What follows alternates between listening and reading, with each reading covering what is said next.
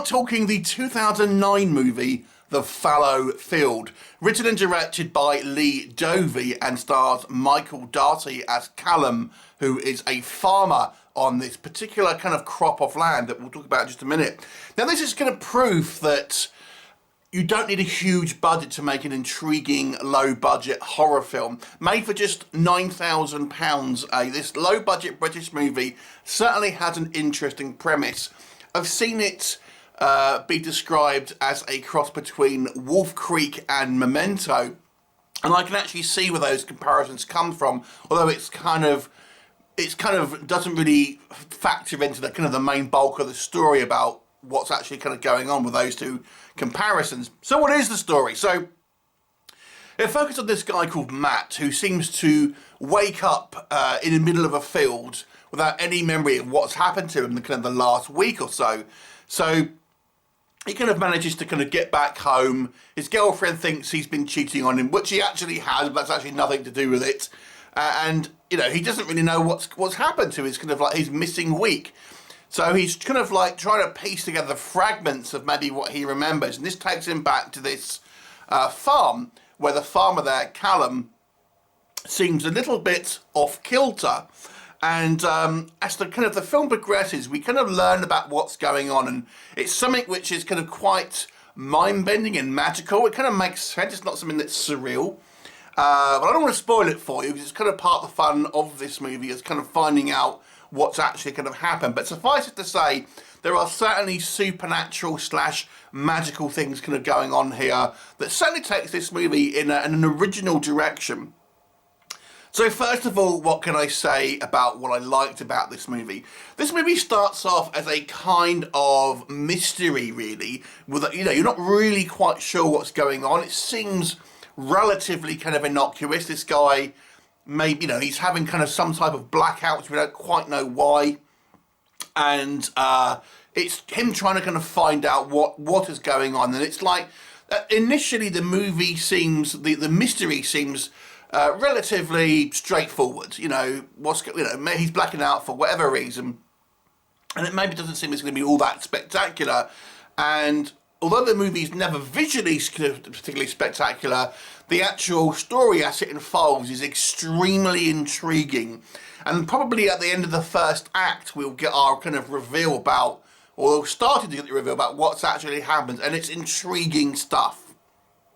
And, you know, as the story progresses, it comes more and more layers are kind of unveiled, character motivations are you know, presented to us, and it's all good stuff. The story here really does show you can just come up with a nice little idea and kind of make it happen for a relatively inexpensive amount of money. And I think the story here has to be commended. So the script, I think, was good here, and it really does show that you can have some inventiveness without having to have a huge budget. What else can I say that worked here? This has got one of the most effective jump scares I remember seeing in recent years.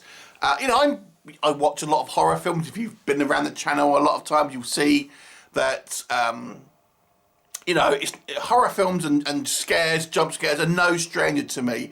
I recently just watched The Conjuring Part 3, and I found it particularly non-scary. But this one has a very well-earned jump scare, and my God, it made me visually kind of jump at my seat and kind of audibly go, ah! It was very, very effective. So that was quite fun. I found the characters quite interesting here. Matt and Callum are our main two characters. We get a smattering of other ones as well. Matt being the kind of our protagonist, and Callum being the farmer. And Callum especially, I think, is very, very well portrayed by Darcy here. I think he does an excellent job of making a sinister but very compelling kind of antagonist here with complex and interesting motivations, played beautifully by the actor. I thought he did an excellent job here. So yeah, so it's pretty damn good as far as I'm concerned. What doesn't work for me? I think some of the acting is a little bit mixed, if we're being honest. I think Darcy, who plays Callum, does an excellent job. The guy who plays Matt, our protagonist, there are a couple of scenes here where I did think, I mean, he's fairly good, but not quite. There's just one or two scenes where I just think it was slightly overplayed. Any other criticisms? There are a few things here that I think may put off the kind of the fast-paced fans, the kind of the gore hounds. This movie is a relatively slow burn without a lot of kind of gore and things like that.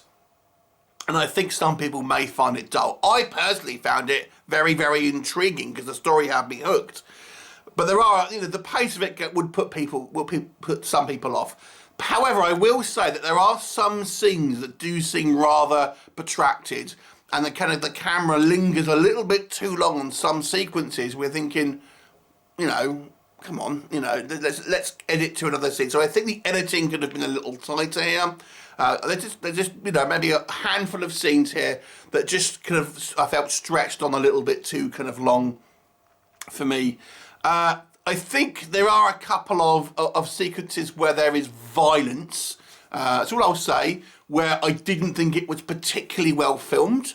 There's not much of it, and it's really towards the end of the movie. But I don't think it was filmed in a particularly effective way. It kind of looked a little clumsy.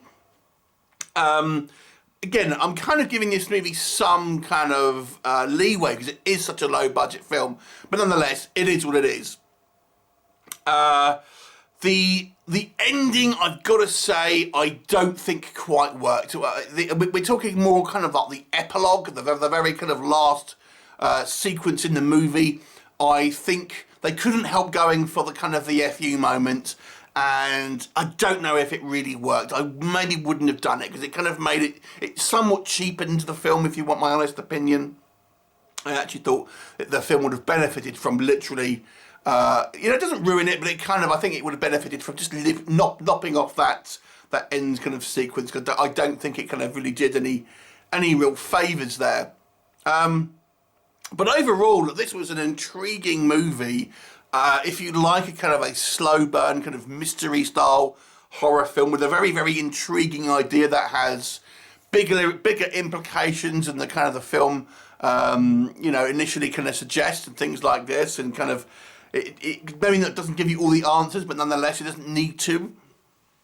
I actually really enjoyed this one. It's a definite, good film if you like this type of slower burn movies. I'll give it a 7 out of 10. I was even considering an 8 out of 10, but I think the ending just knocked it down for me to a 7.